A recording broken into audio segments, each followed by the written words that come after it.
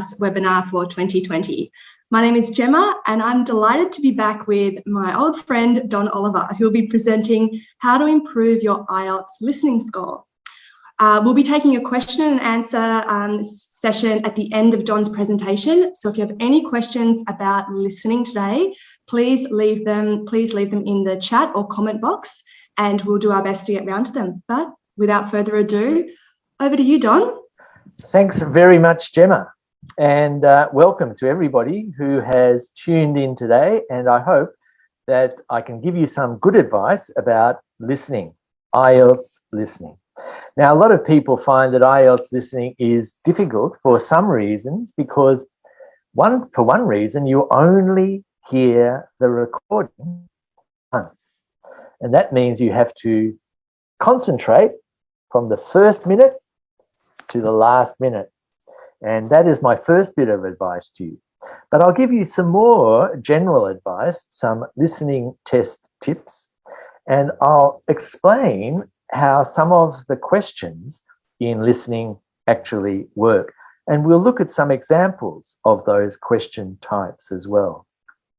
Sometimes people lose their concentration. Sometimes they fail to write down an answer with the correct spelling, for example.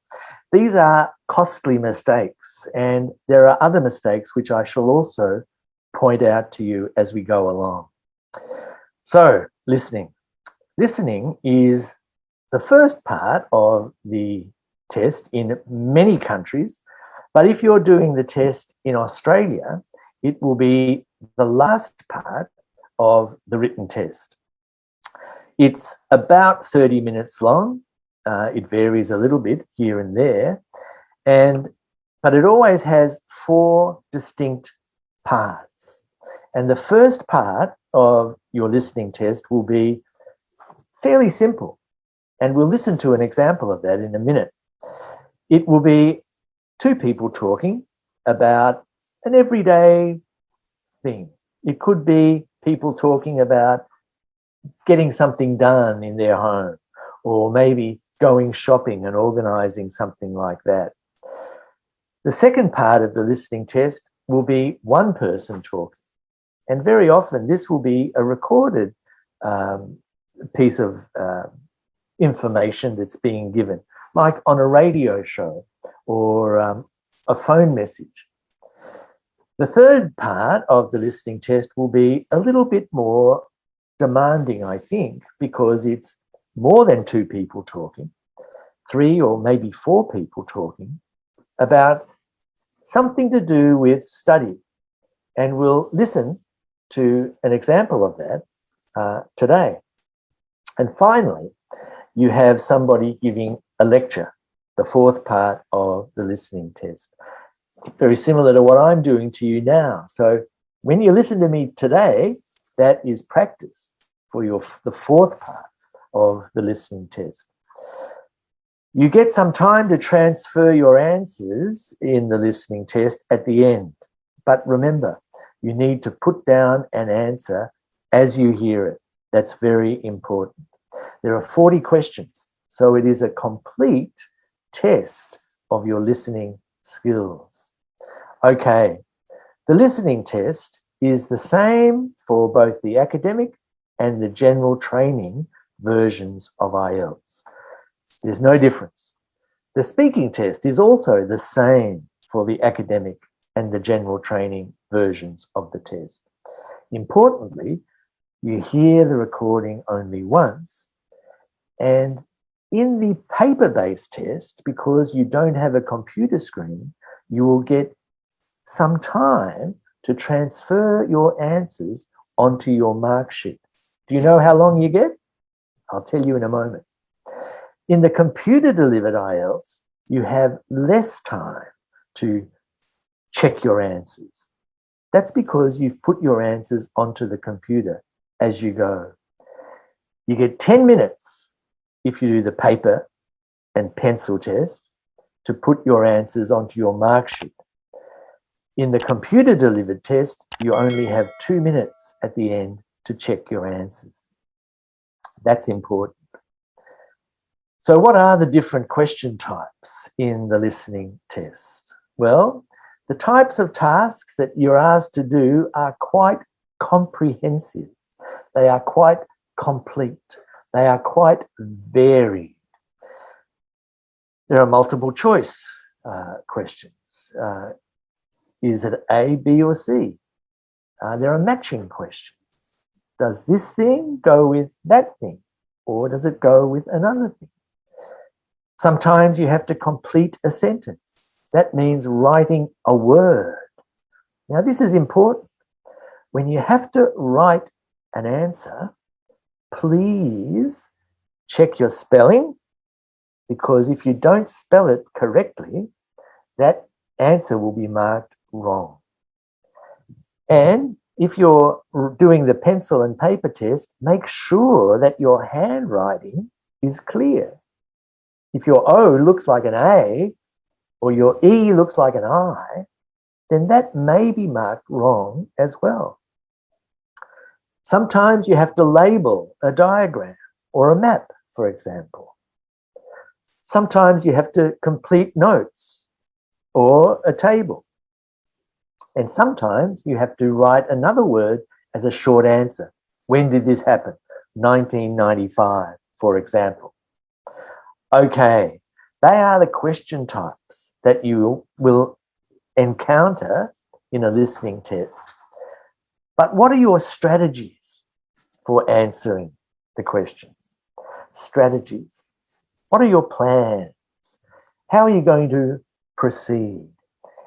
What is your style? What are your ways of answering correctly? Well, there are 3 times when you have to have a strategy. You have to have a strategy before you hear the recording.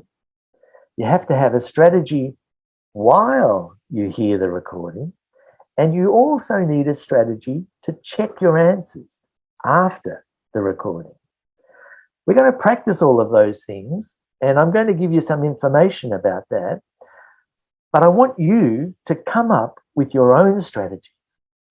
So when you do a practice listening test, and you should go to our Prepare Hub on our website, when you do that listening test, think about it. Think, what would have helped me answer these questions better? If you can do that, if you can think about it, analyze the way that you can answer questions better, then that will be a big help in the real test. So we have some things to do before you hear the recording. And the first thing, obviously, is to read the question, but also understand what the context, what the situation is. Where are they talking? Are they in a restaurant? Are they talking on the phone? What are they talking about generally? Looking at the questions means underlining or noting the key words. Are they looking for a number? Are they looking for a name?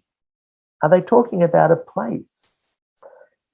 Think of synonyms, because very often you will hear the answer, but the word that you need will be maybe a different word to the one that's written down in the question. The word you hear is the answer, but the question will have a synonym for that word. Also understand how you are to answer. Are you to answer in one word or 2 words? Are you to answer with an A, B, or C? And try and predict what the answer will be. If it's a number, think, what would be a sensible number? Is it in the hundreds, or is it in the thousands? Or is it a single number? While you're listening, make sure that you stay one step ahead, because you only hear the information once. And if you miss that information, the answer to the next question will be occurring, and you've got to be ready for it. Listen for synonyms. Listen for signpost words. Words like however, but, of course. As a result, these sorts of words will lead you to the correct answer. Listen, but don't be afraid to cross out words that are not relevant, that answers that are obviously not true. And you can do this with your pencil and paper test, but not so easily with the computer test. Keep up with the recording. As I said at the start, keep concentrating from the first minute to the last minute. And for nearly all the questions, the answer to one question, 21 for example, will come before the answer to 22. The answer to 23 will come after the answer to 22. That helps you understand where you are in the test. And finally, after you have finished answering, check your answers. As I said, check the spelling and check your handwriting if it's a paper and pencil test. Check that you haven't added an extra word if they say only one word or only two words. Do that. It's important because if you put too many words, that will be marked as wrong. Check your grammar. Sometimes they might ask you to complete a summary, and the word that's needed is a noun, not an adjective, or a verb, not an adverb.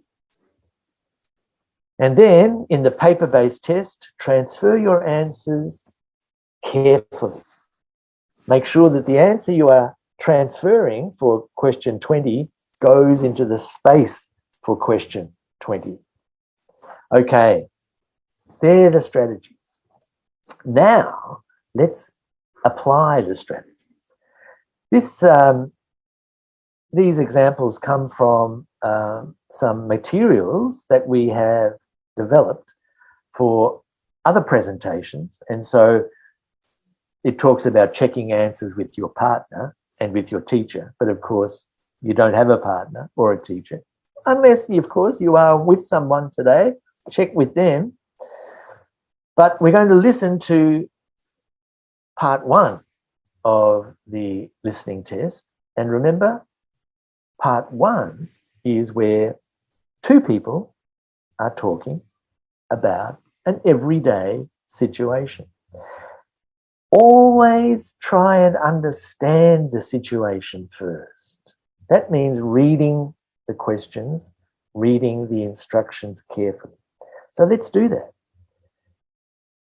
Here, we're listening to people who are talking about shipping, moving goods from one country to another country. It's Peckham's Shipping Agency. Okay? And then we look at the questions. Question 9, the type of insurance. Okay, they're talking about insurance. And there are different types of insurance. Cheaper and more expensive. Economy, standard and premium. And then they're talking about delivering goods. And they're talking about where to deliver those goods. Port, home, or a depot. So we've used our time well before we even listen to the recording, because we know generally what they're going to be talking about.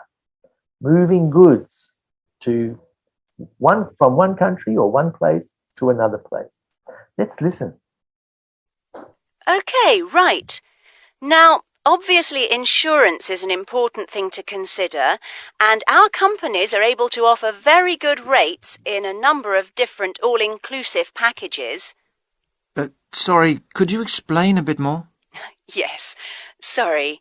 There's really 3 rates according to quality of insurance cover. There's the highest comprehensive cover, which is premium rate. Then there's standard rate, and then there's economy rate. That one will only cover the cost of the contents second hand. Oh, I've been stung before with economy insurance, so I'll go for the highest. And Can I just check, would you want home delivery or to a local depot, or would you want to pick it up at the nearest port? The port would be fine. I've got transport that end. Fine. And will you be paying by credit card? Can I pay by cheque? Okay, so we've heard the answers to those questions, and I hope you've got them. It's important to note there that the answer to question 9 is, of course, premium, but did he use the word premium? No, he used the word highest. That's an example of using a synonym. And for the where the customer wants the goods delivered, of course, the answer is A, to the port. And of course, he used that word port. Okay, that's an example of the sorts of questions you will get in part 1. And later on, we're going to listen to another part 1. Now let's listen to a different style of question. But again, this is in part 1.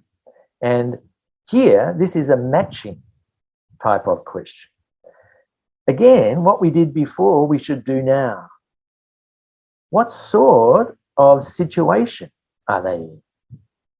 Well, we can see it's the Tourist Information Office.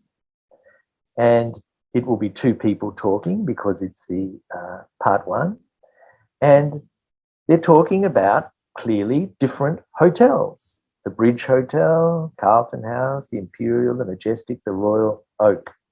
Here we have to match the hotel with the characteristics, the facilities in that hotel. And we've looked quickly at the answers. Rural area.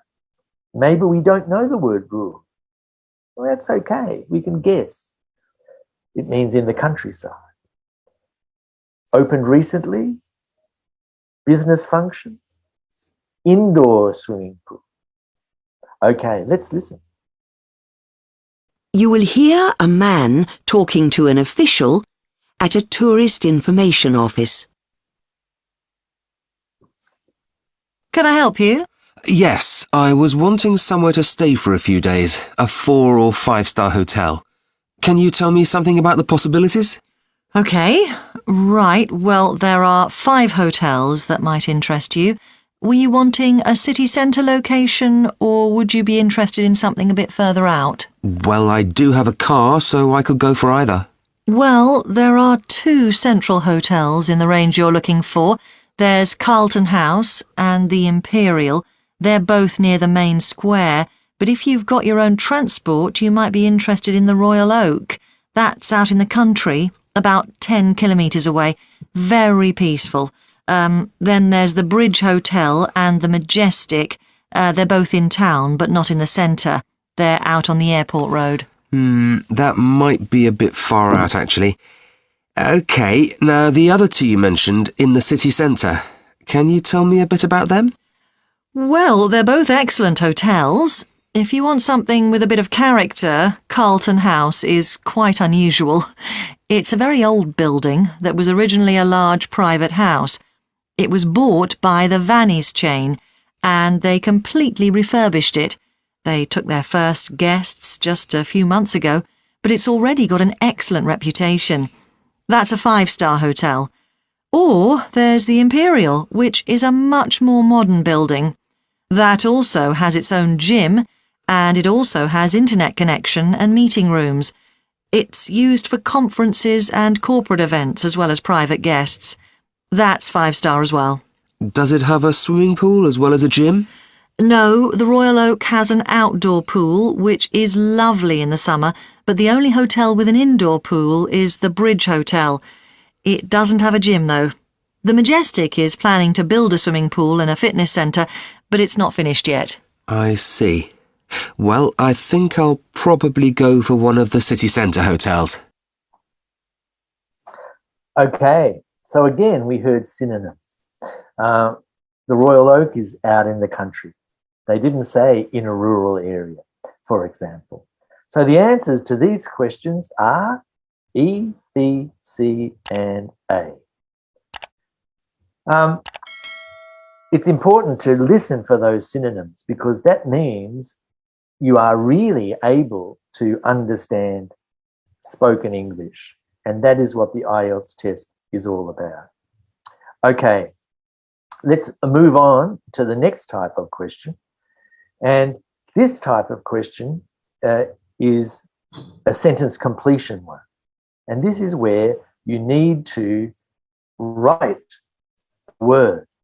And you look at the example here and it says no more than 2 words are required. So make sure that you don't write 3 words or 4 words. That's very important.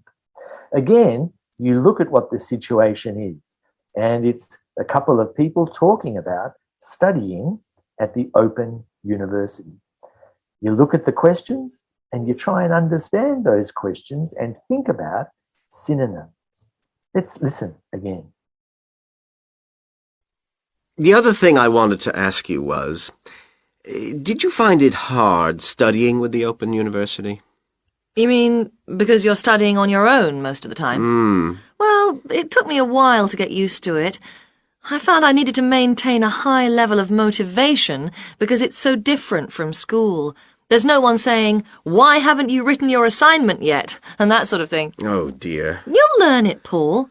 Another thing was that I got very good at time management because I had to fit time for studying round a full-time job. Well, I'm hoping to change to working part-time, so that'll help. What makes it easier is that the degree is made up of modules, so you can take time off between them if you need to. It isn't like a traditional 3- or 4-year course where you've got to do the whole thing of it in one go. Oh, that's good, because I'd like to spend 6 months travelling next year. It's all right for some. Then, even though you're mostly studying at home, remember you've got tutors to help you, and from time to time there are summer schools. They usually last a week. They're great, because you meet all the other people struggling with the same things as you. Oh. I've made some really good friends that way. Sounds good. So how do I apply? Makes me want to study at the Open University listening to that. Here, you'll note that the exact words that were said in the recording are the words that you need to write down in the answers. For question 29, for example, it was helpful that the course was structured in modules. So these are the answers. And it's important to remember you must spell these words correctly. For question 28, there's a hyphen there, but that's not important. That is not, in English, sometimes we use hyphens, sometimes not, and it's not really a mistake if you leave that hyphen out. But check that you spelt these words correctly, because if you didn't, they would be marked wrong. Okay, so we've looked at some very good examples, I think, of different parts of the test and different types of questions. We're going to do another listening activity now, and this listening activity is from part 1 of the test, and it's a little bit longer than the ones that we listened to before. You have to answer 8 questions, but we will do exactly what we did before. We will look carefully at the questions, we will understand the situation, and we will make sure that we write the answers without spelling mistakes and keep to 1 word or number for each answer. It tells you here that this is the Theatre Royal Plymouth, okay, a booking form. So someone is booking seats for the theatre, and it's clear that we need, for question 1, we need a number, right? The date. It's clear from question 2 that we also need a number, a time. Remember, listen for synonyms, because you won't always hear the exact word. So let's listen to this one now, and the instructions will say there are 10 questions, but we have reduced it just for this session to 8 questions. Now we shall begin. You should answer the questions as you listen, because you will not hear the recording a second time. Listen carefully and answer questions 1 to 4. Hello, Theatre Royal Plymouth? Oh, hello. I'd like to make a booking, please. Yes. What is it you want to see? The Imposter. Right. And which day did you want to come? Friday the 25th. Just a moment and I'll check availability on the computer. Oh, sorry, we're fully booked for that performance. Oh, dear. What about the following day, then? The 26th? Yes, that's okay. We've got 2 performances on that day, one at 3:30 and one at 7. Which would you prefer? Oh, the later one, please. Mm-hmm. How many people? Well, there are 4 of us. Are there any concessions? Any children? Oh, I'm not sure. My daughters are 15 and 12. Do they get concessions? Only the 12-year-old, I'm afraid. So that's 1 child and 3 adults. Any idea where you'd like to sit? Stalls or circle? Tickets for the stalls are a bit more expensive. £12 for adults and £8.50 for children. The circle costs £10.50 and £6.50. Do you get a good view from the circle? Oh, yes. And in fact, we've got some seats left at the front, if you'd like those. Right. We'll go for those, then. Right, that's seats A21 to 24, then. They're very good seats. That sounds fine. So let's see, that comes to £38 altogether for the tickets. How do you want to collect them? Shall I put them in the post? They'd be sent today by first-class mail, and there'd be an additional charge of £1 to cover postage and administration. Or do you want to get them from the box office yourself? Oh, yes. Could you send them, please? No problem. That'll be £39 altogether. Before you hear the rest of the conversation, you have some time to look at questions 5 to 10.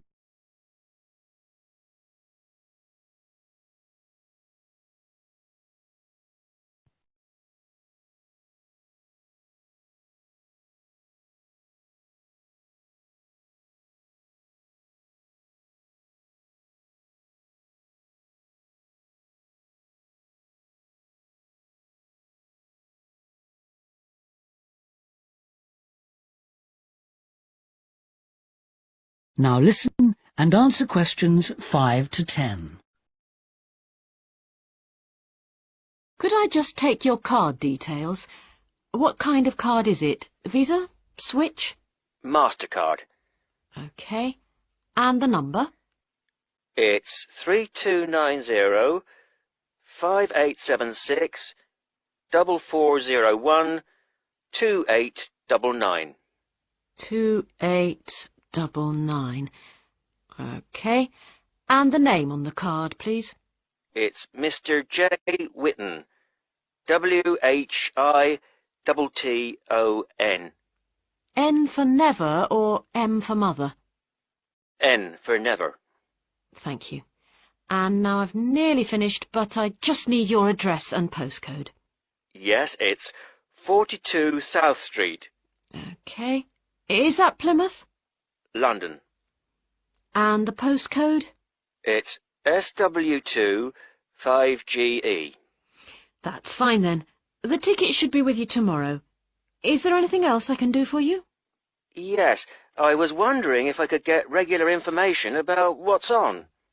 Certainly. I can just add your name to our mailing list. Would that be okay? That would be very good. Yes, please. Oh, and there is something else, sorry. One of our group is hard of hearing, and I've heard that you can supply special headphones. That's right. As long as you tell us in advance, we can always do that. I'll book those for you now, and you can just collect them from the box office before the show. Thanks very much for your help. No problem. Thank you for calling. Thank you. Bye.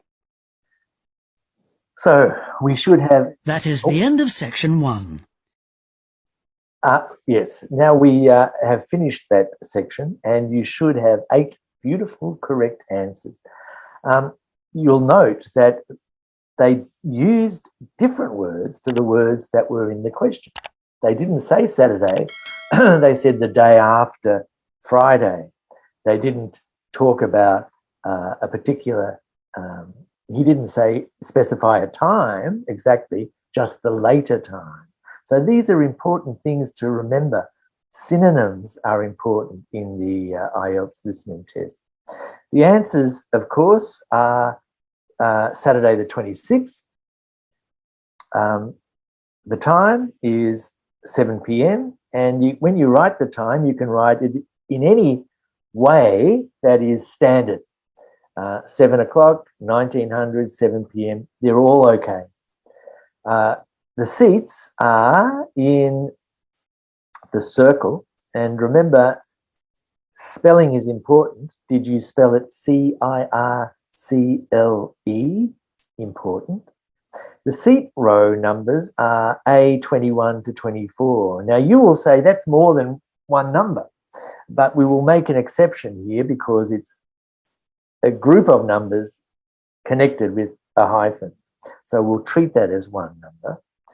The type of card is MasterCard. And again, you should be careful about the spelling. You don't need to write a capital M though. You could write that with a small m because capital letters are not assessed in the listening or the reading answers for that matter. The number on the card is 32905876444. Okay, now 44. In America, you might say 44, but in British and Australian usage, you will double the number, 44, 99. Practice this with your friend. Get your friend to read out some numbers and also get your friend to read out some names to you. And you write those down so that you practice writing down what you hear. WHITTON.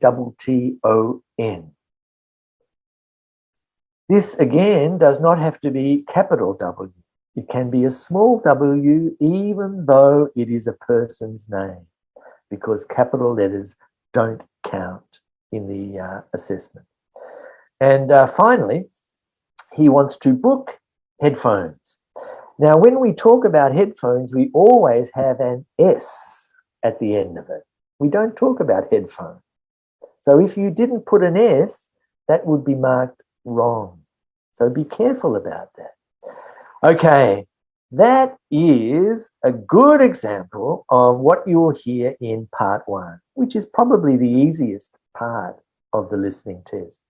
Just to remind you, read the questions first, underline keywords, think about synonyms, understand how many words you're allowed to use in answer. Try and predict the sort of answer that you need. During the listening test, read the questions that come after the one you're listening for. Listen for the synonyms. Listen for the signpost words. In the example we just heard, he said, oh, that's a pity, or it was clear that he was going to change his mind. Listen and cross out anything that is not right so that you are focusing on what can be correct, and the answers will come in the same order unless it's a matching question. And finally, check your answers for spelling, check for grammar, check that you've answered them as required. And that should help you every time you do a listening test in IELTS. And do these things when you do your practice test as well, because don't just do these things in the real test, practice these strategies before. All right, now to sum up, my advice to you is this. It's really what I was saying before, but just to remind you one last time.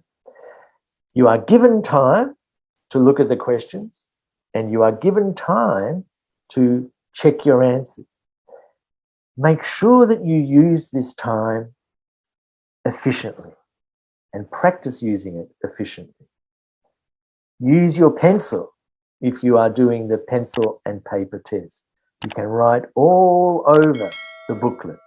If you're doing the computer test, you can underline use the highlighting function. Think about synonyms. Think of words that mean the same, because that is what you will probably hear. The questions follow the order of the recording. So if you hear the answer to question 25, you know the answer to question 26 is coming next. Remember, sometimes you can only write one word in answer or 2 words. Don't write 3 or 4. And always practice listening to a lot of English, because a lot of the meaning in English comes not from the words, but from the intonation. What I'm doing now, my voice is going up and down. If I'm not sure, it will go up like that. If I am sure, it will be stronger. These are important things to practice when you listen and listen and listen to lots of English in different accents on the internet. That's good practice. To sum up, you need to practice and you need to use English a lot. One thing I tell my students is this: if you speak English more, you will hear English more. You know, you can go shopping and never say a word, right? But next time you go shopping, if you're living in an English-speaking country and have the opportunity to do that, ask people questions. Where is the tea? Excuse me, can you help me? I'm looking for blah, blah, blah. What happens then is you will hear English coming to you. People will speak English to you all the time, and that's really good listening practice. When you are preparing, set a target. And when you're preparing, don't just go through a whole practice test from start to finish. Go through one part of it and analyze it carefully. Ask yourself, how could I do this more efficiently? What have I learned from this part of the test? Of course, you have a choice of academic or general training in IELTS. It's unique because it has 2 versions of the test. But of course, with the listening, it's always the same for both academic and general training. Know how you'll be scored for the speaking and the writing, looking at the assessment criteria. But with the listening, be careful that you understand the type of question that you're being asked. And IELTS preparation is a great idea, but you need to do as much again outside the classroom. Okay. Remember, be brave, be patient, because it takes a while to learn another language. I know, I'm trying to learn Japanese in my old age. So take a long-term approach. I hope to be able to speak it by the time I'm 70. That's a long time. Anything you do, as I suggested, using English when you go shopping, will help you improve. And push yourself to do that. Don't relax. We can help you by looking at some of our resources. You can see that there are preparation resources on our website. There are also questions and answers on our Facebook page. That's a very useful resource. Go there, you'll get tips, and also tips on TikTok as well. One of the things that I find is useful is looking at our YouTube channel, and you'll get a lot of advice there about how to improve all parts of the test, especially the speaking. Okay, next week, is it next week or 2 weeks from now? On the 2nd of February, there will be another very beautiful webinar, which I'm going to listen to very carefully.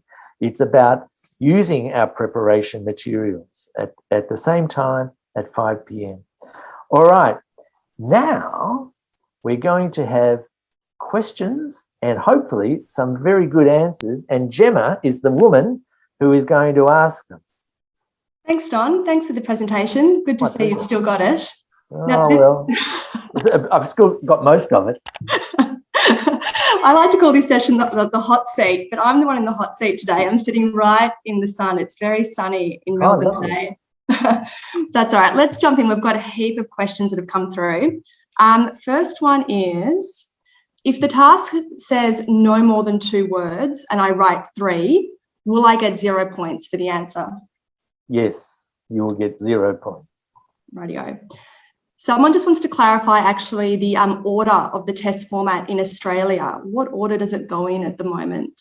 The last time I looked, it was writing, reading, and then listening for the written part of the test. And the speaking could be before that, or it could be after that. The speaking could be, in fact, on a different day to the written part of the test. And the reason that the order was changed in Australia is because of time differences. We didn't want the listening to occur before people sat the test in other parts of the world nearby. Great, thank you for clarifying. Someone's asked for some tips to help them concentrate with their active listening. Any active listening tips? Well, active listening is an important thing. Active reading is an important thing. Both of those things. And when I think of active, that word, I'm thinking of somebody who is actually routinely and systematically trying to learn at every opportunity. Now, you don't have to put pressure on yourself. Sometimes you might be just chilling out and relaxing and forget about being active, right? But if you try and be active, an active listener, you can ask the person you're talking to explain a particular word. You can write down that word. Then you try and use that word and then check with the person you're talking to about whether you've used that word correctly or not. You can go online and listen to things, and you might listen to a podcast. You might listen to a news broadcast. And very often there will be a transcript that is supplied with those things as well. So don't just listen to it once. Download the transcript and analyze parts of it and underline, for example, the way the voice works, because that will help your pronunciation in the speaking test.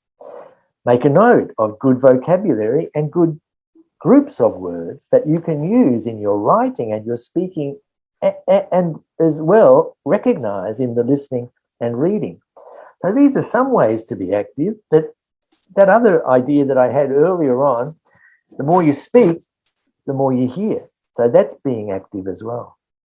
That's some great tips. I really like the idea of reading the video transcript. That's great. Yes. Okay, someone has just said, it seems that the paper-based test is better than the computer-based test to achieve higher marks. Do you agree? Look, there are so many rumours, Gemma, about IELTS, and usually they're based on one person did the paper test and got a better score than they got on the computer test. It doesn't mean anything. Some people find the computer test easier, and there are many ways in which it is easier, because you can actually cut and paste and make notes and use a highlighter on the computer. Some people find paper and pencil much easier. It's an individual choice. The contents of the test for both is exactly the same. Yeah. The types of questions in the paper-based writing are exactly the same as the types of questions in the computer writing. Same with reading, same with listening. And of course, the speaking test is exactly the same for both. Great, thanks, Don. Okay, someone's asked, when I'm confused with 2 answers during fill-ups, I guess filling out their listening answers, what should I do? This is a good question, because some people are tempted to write down 2 answers. One of them must be right. If you do that, they will both be marked wrong. If you write down 2 answers when one is required, then you are definitely going to get 0 marks, right? So you really just have to make a choice. Am I going to go for this answer or that answer? and just choose the one that you are most confident about. And if you're not confident about either of them, toss a coin and then choose heads or tails. Good tip, thank you. Someone has said, do I have time to read the listening questions before the audio is played in the computer test? Yes, it's exactly the same test as the pencil and paper test. You have time to look at the questions, the same amount of time. And this is obvious. We don't want the computer test to be harder or easier or different in any way. We want every candidate, every test taker to have an equal opportunity. And that's why IELTS has very strict rules about how a test is conducted. Everyone has an equal chance when they do the test. Just one little thing you reminded me of about, oh, I've forgotten what it was. I had a seniors moment. We'll get back to it. It'll come to me. We're both not coping. I'm struggling in the shade here. You are. Your virtual background is sort of playing tricks with you. Sorry, everyone. The sun is right in front of me. Maybe you should get rid of that virtual background. Okay, we push on, Don. Alrighty. Someone has said, can we use capital letters without small letters? Yes, you can. As I said before, capital letters are not counted. It doesn't matter if you use lowercase or uppercase, or a mixture of both, in fact, in the listening test. It doesn't matter if you do that in the reading test. It doesn't matter in the writing test because that will confuse the reader and punctuation will be affected. But if you're doing the listening test and you want to write all your answers in uppercase, in bold, that's fine. If you want to do it all in lowercase, that's fine. If you want to do a mixture, that's fine as well. Great tip. Thank you. Okay, so someone says that they face problems when it comes to the map direction type questions. Can you suggest some strategies about how they can improve there? Yep. Well, when people are giving directions according to a map, you'll note that there are some words that are used a lot. And these words are prepositions and adverbs. Next, then, you might use a word like that. You might say opposite. You might say after. You might say next to. Learn those words. Make sure you understand exactly what those sorts of words mean. Besides, at the end of the street, turn right, turn left, go straight ahead. These are things you probably know, but it would be worth reminding yourself. And whenever you go driving, put on Google Maps, and that little voice there will also help you understand how directions are given. Take the third exit at the next street, for example. So you could also do this. We talked about active listening. Here, we can actively practice these things by talking to ourselves, giving ourselves directions. When you're on your bicycle or in your car, tell yourself what you're going to do.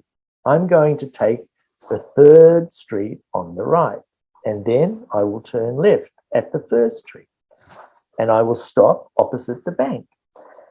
These are simple things, but these are ways that you can become used to understanding instructions related to maps. Thank you. And the next question here we've got is, someone's asked where they can find a comprehensive map vocabulary. I'm sure there is one, but I don't know off the top of my head a beautiful idiom in English. I'm sure you could Google it. It might be something like understanding directions for English learners. You might use terms like that in your Google search. So I can't give you a very good answer for that, but try a few different search terms and I'm sure you'll come across something. Good Google search, thank you. Okay.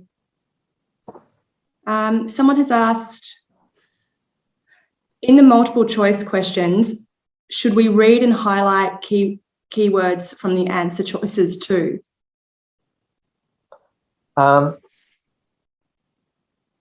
Yes, that's a good question. So there are the question there, and then the answers will have keywords in them as well. I would maybe not bother with highlighting the keywords in the answers because you don't know if they are keywords yet. It would probably make more sense to me to highlight the keywords in the question and then try and match those keywords with what's in the recording and then see if they are in the selections that are given to you in the matching task. So, what I said earlier, whenever you do a practice listening test, ask yourself this question: How could I have done this more efficiently? What would have helped me? What could I have done? And if you ask yourself that question, you will come up with a lot of ideas. Maybe it will be a good idea to underline keywords in the ABCD. Okay. Thank you. All right, we've got time for 2 more questions, and I've got them here. So someone has asked, I'm jumbling in listening in the student conversation in part 3. Many times they agree on one and later disagree. Even if you listen carefully, many times I get it wrong. What am I missing? This is something that happens in the listening test, and it is deliberate. IELTS wants to not make it cruel or be too difficult, but they want to test whether you understand English or not. Now, one part of understanding a language is understanding that people will modify their first statement. They might change their opinion. They might have a couple of options and then go for one and then go for the other one later on. These are all things that someone who understands a language pretty well will understand. Now, where can you practice that? There are people who, there are discussions, podcasts, for example, when you have a couple of people talking, and there are many of them, too many to mention. But think about a subject that you are interested in and know something about. And it might be cars, or it might be astronomy or something. And listen to podcasts about that, and you'll hear a couple of people talking about it. They will, as a matter of course, maybe adapt their opinions, modify their opinions, change their point of view throughout the podcast.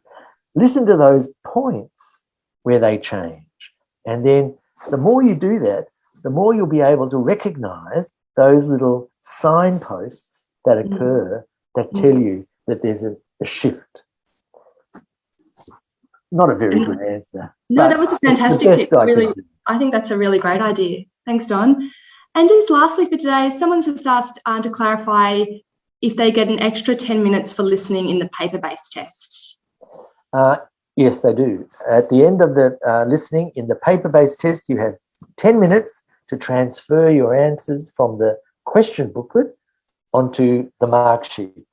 And we do this because we want you to write all over the booklet, the question booklet, underline words and do stuff like that, and write down your answers there, and then put a clean copy onto the mark sheet for the marker to look at.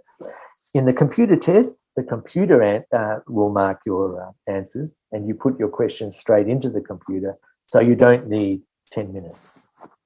Great, thank you. Now, I said that was the last one, but one more has come through. Okay. Now, if I use, what happens when people use lower cases and capital letters in the same word? It doesn't matter. In the listening, it doesn't matter. In the reading, it doesn't matter. In the writing, it does matter. Don't do it when you write your essays, because it will confuse the reader. But in the listening answers and the reading answers, all we want to know is, have you written the correct word and spelt it correctly? That's all. Okay, fantastic. Don, we survived our first masterclass back. You've probably got a suntan for quite a while. Luckily, I had some sunscreen on today, so I think I'm going to be okay. But we'll know this time of the day for next time. Yes. Thank you so much, Don, for joining us again and taking us through some really fabulous listening tips there. And thank you, everyone, for your questions that came in via Zoom and Facebook today. There were some really great questions. If we didn't get round to a question today, we'll make sure to follow up in the comments. But I think that's a wrap on today. Thank you so much, everyone, for joining. Take care. Thank you. Bye-bye. See you, everyone. Bye.